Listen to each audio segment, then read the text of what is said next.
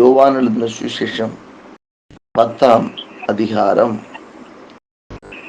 9ஆம் வசனத்தை வாசிக்கிறேன். யோவான் 10ஆம் அதிகாரம் 9ஆம் வசனம். நானே வாசல், என் வழியாய் ஒருவன் உட்பிரவேசித்தால் அவன் ரட்சிக்கப்படுவான். அவன் உள்ளும் புறமும் சென்று மேய்ச்சலை கண்டடைவான். நானே வாசல். ஆண்டவராய் இயேசு கிறிஸ்து ஊழியம் செய்த நாட்களிலே தன்னை குறித்து பல காரியங்களை சொல்லுகிறதை நாம் வேதாகமத்திலே பார்க்க முடியும். ஜீவ அப்பம் நானே என்று சொன்னவர், நானே வழியும் சத்தியமும் ஜீவனுமாய் இருக்க என்று சொன்னவர், நல்ல மீட்பு நான் என்று சொன்னவர், நான் இந்த உலகத்துக்கு விளக்காய் இருக்கிறேன் என்று சொன்னவர். இயேசு சொல்லுகிறார், நானே வாசல், நானே வாசல். வாசல் என்று சொல்லுவதில் நானும் வாசல் என்று சொல்லாமல் மிக அழுத்தமாக, மிக மிக அழுத்தமாக இயேசு சொல்லுகிறார், நானே வாசல். நானே வாசல் என்றால் அவர் மாத்திரம்தான் வாசல், அவர் இல்லாமல் வேறு வாசல் இல்லை. ஆகவே அவர் சொல்லுகிறார், நானே வாசல், ஒருவன் என் வழியாய் உட்பிரவேசித்தார். ஒரு 3 காரியங்களை சொல்லுகிறார்.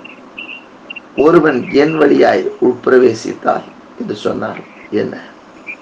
அவருடைய நாமத்தினால், அந்த நாமத்தின் வழியாய் கடந்து செல்கிறார். ஆகவேதான் நம்முடைய கிறிஸ்துவத்தினுடைய விசுவாச வாழ்க்கையினுடைய அடிப்படை ஆதாரம் அவர்தான். அவருடைய நாமத்தின் மேல் விசுவாசம் உள்ளவர்களாய் அவரை ஏற்றுக்கொண்டவர்கள் பிள்ளைகளாகிறார்கள். அவருடைய நாமத்தின் மேல் விசுவாசம் வைக்கிறவர்கள் ரட்சிக்கப்படுகிறார்கள். ஆகவே அந்த நாமம், அவரே வாசல். அவருடைய நாமம் அல்லாமல் நாம் ரட்சிக்கப்படும்படி வேறொரு நாமம் வழங்கப்படவில்லை என்று வேதம் சொல்கிறது. அவருடைய நாமத்தினாலே நமக்கு ரட்சிப்பை கர்த்தர் கட்டளையிட்டிருக்கிறார். எத்தனையோ நாமங்கள் இருந்தாலும் இயேசு என்கிற பெயர்ல மனுக்குலத்துடைய மீட்பை வைத்திருக்கிறார். ஆகவேதான் இயேசு சொன்னார், நானே வழி, நானே வாசல் என்று சொல்கிறார். உன்னுடைய மீட்பிற்கு வாசல் நான் தான். என் வழியாய் நீ உள்ளே வருவாயானா, என் நாமத்தை விசுவாசிக்கிறதின் மூலமா விசுவாசித்து என்னிடத்தில் நீ வருவாயானால் நீ ரட்சிக்கப்பட்டு விடுவாய் என்றால் அவருடைய நாமம். அவரே ரட்சிப்புக்காக இந்த உலகத்துக்குள் வந்தார். இந்த உலகத்தை ஆக்கினைக்குள்ளாக தீர்க்கும்படி வராமல் அவர் இந்த உலகத்தை ரட்சிக்கும்படியாக வந்தார்.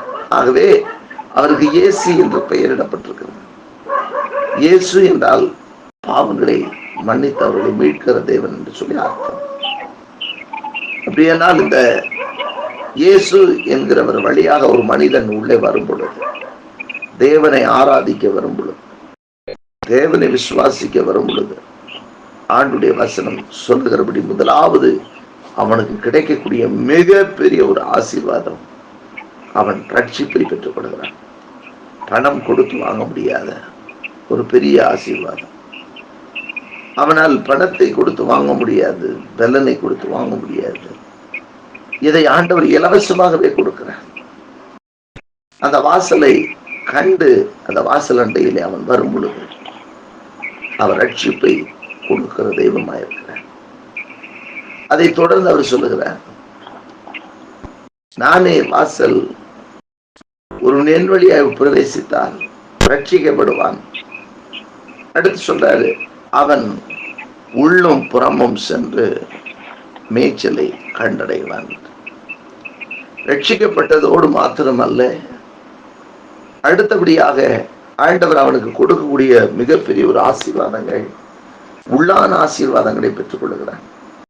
உள்ளான ஆசீர்வாதங்கள் என்று சொல்லும் பொழுது அவனுக்குள்ளான ஆசீர்வாதங்கள், உள்ளான சமாதானம், உள்ளான சந்தோஷம், உள்ளான மகிழ்ச்சி, இவைகளெல்லாம் உலகத்தின் பால் வருகிறதல்ல, அவர் மூலமாய் வருகிறதை பெற்றுக்கொள்வான். ஏனென்றால் உலகத்தின் மூலமாகவும் வரும். அதை உலகத்தின் மூலமா இந்த சந்தோஷம் சொல்லும் பாருங்க, இந்த சந்தோஷத்தை உலகத்தின் மூலமா பெற்றுக்கொள்ளலாம், பாவத்தின் மூலமா பெற்றுக்கொள்ளலாம், அவர் மூலமா பெற்றுக்கொள்ளலாம். அவர் அருளுகிற பரிசுத்தாவினாலே சந்தோஷத்தை பெற்றுக்கொள்ளலாம். இந்த சமாதானம், சந்தோஷம், மகிழ்ச்சி, நித்திய மகிழ்ச்சி, இதெல்லாம் அவர் மூலமா அந்த உள்ளான ஆசீர்வாதம், அவர் மூலமாய் கிடைக்கக்கூடிய மிகப்பெரிய உள்ளான ஆசீர்வாதங்கள். இந்த உள்ளான ஆசீர்வாதங்கள் அவர் மூலமா மட்டும்தான் கிடைக்கும், நிலையாய் இருக்கும். இப்ப இதே உலகத்தின் மூலமாகவோ அல்லது பாவத்தின் மூலமாகவோ, ஒரு சந்தோஷம் என்று சொல்லுகிறத 3 நிலையில பிரிக்கலாம். அதுல பாவத்தினால வருகிற சந்தோஷம், பாவம் செய்கிறதுல சந்தோஷமா, சில பாவங்கள் அது உடனே சந்தோஷமா இருக்கிறது போல அனித்தியமான பாவ சந்தோஷம். அடுத்து உலகத்தினுடைய காரியங்கள் நிமித்தம் ஒரு சந்தோஷம் வரும். இந்த சந்தோஷமும் கிடையாது. ஆண்டவர் கொடுக்கிற சந்தோஷம் அது நிலையான சந்தோஷம். ஆண்டவர் கொடுக்கக்கூடிய அந்த சந்தோஷம் அது மெய்யான சந்தோஷம். அந்த சந்தோஷத்தை அவர் நமக்கு தருகிறவராய், அது உள்ளான ஆசீர்வாதங்கள். சந்தோஷம், சமாதானம், சாந்த குணம், ஆவிக்குரிய வரங்கள், இதெல்லாம் உள்ளான ஆசீர்வாதங்களுக்குள் வருகிறது. மனிதன் சமாதானத்தோடு வாழ வேண்டும் என்று விரும்புகிறான், சந்தோஷத்தோடு இருக்க வேண்டும் என்று விரும்புகிறான்.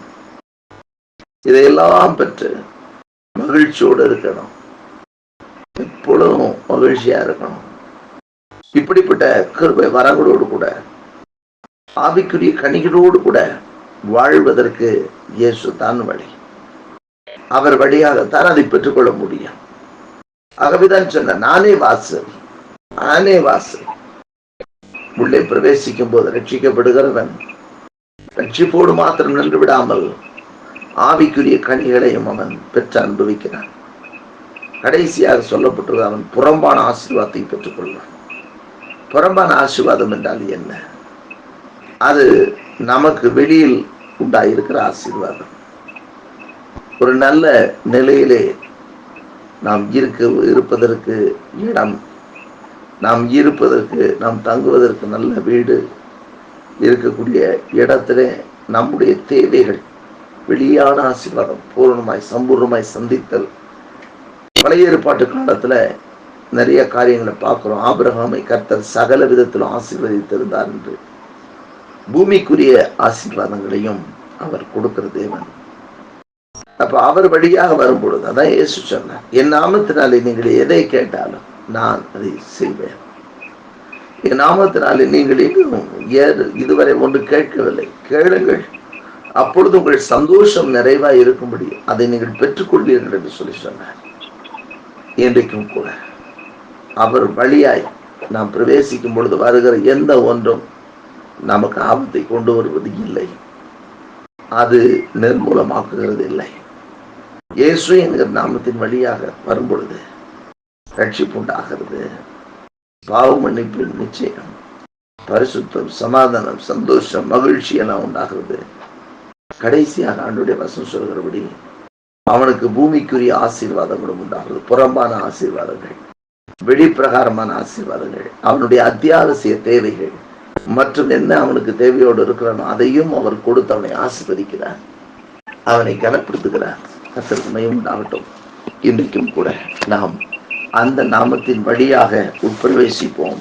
அழிந்து போகிறவைகளுக்காக அல்ல, அழியாத நித்திய ஜீவனை சுந்தரிப்பதற்கும் அழியாத அந்த ரட்சிப்பை பெற்றுக்கொள்ளவும் நாம் ஆண்டவருடைய சமூகத்தை நாடி வந்திருக்கிற நம்மோடு கூட இடைபெற்றிருக்கிறார்.